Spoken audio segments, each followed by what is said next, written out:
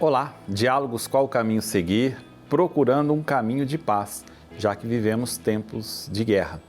Temos a presença feliz aqui do nosso querido Padre Felipe Sardinha Bueno, ele que é lá da Diocese de Santos, ele que tem se dedicado muito à teologia moral, ele que estudou lá na Academia Alfonsiana em Roma, que é uma universidade dos redentoristas.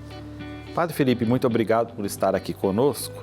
E hoje a gente queria te perguntar o seguinte: ao olharmos a história, a gente percebe que muitas lideranças cristãs, lideranças religiosas, em todo o decorrer da história, parece que algumas apoiaram ou fomentaram guerras.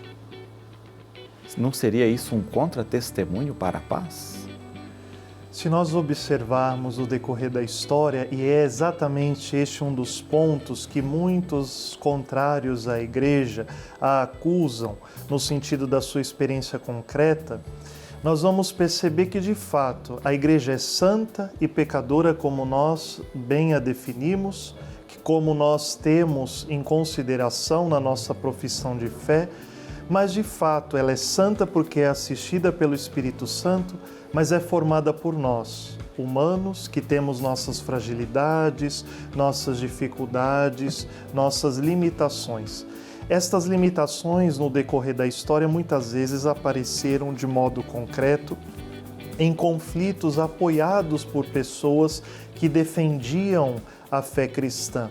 É algo, por exemplo, hoje na convivência com pessoas de tantas tradições cristãs distintas na nossa realidade nacional, por exemplo, como é muito comum vermos nas famílias pessoas que são de uma comunidade cristã ou de outra comunidade cristã. Isso há alguns séculos, por exemplo, seria impossível. Foi causa de um dos conflitos bélicos mais cruéis da história da Alemanha, por exemplo, que foi a Guerra dos 30 Anos, em que católicos e protestantes buscaram, através do conflito bélico, através da guerra, uma guerra sem sentido que chegou a lugar nenhum. Na verdade, temos vários exemplos de lideranças, sejam civis e religiosas, que fomentaram a guerra, fazendo uma interpretação equivocada da revelação, da tradição, da doutrina cristã. Agora, o que isso pode nos ensinar? Não nos levar a uma lamentação contínua e perpétua, porque, de fato, nós, como cristãos, temos como parte da nossa fé a experiência da misericórdia. E o que é misericórdia? É esta palavra tão querida ao Papa Francisco, que tem sido repetida constantemente desde o início do seu pontificado. Misericórdia significa que nós temos que reconhecer também as nossas faltas, inclusive faltas institucionais, perceber os nossos limites, mas pensando em acertar, pensando em reconstruir a nossa experiência de fé cristã católica. Isso significa que a história, ela é factual, ela existe, ela é parte da nossa realidade, mas ela não precisa ser necessariamente repetida.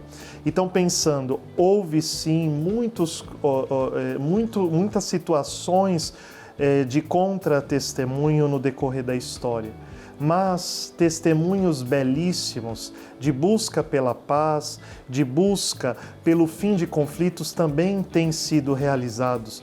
Basta pensar nos nossos últimos papas dos 50 anos, desde o Concílio Vaticano II, o período posterior, o Papa Paulo VI, o Papa João Paulo II, o Papa Bento XVI e mesmo o Papa Francisco, que têm defendido globalmente a paz, a luta contra a guerra e a luta contra a indiferença e também a intolerância, que são expressões de sentimento que podem ali gerar experiências posteriores de guerra e de agressividade para com o próximo.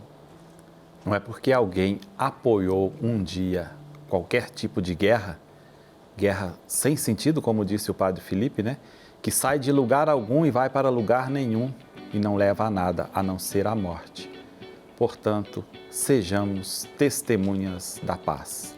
Mais paz, menos guerra. Amanhã tem mais. Tchau, fique com Deus.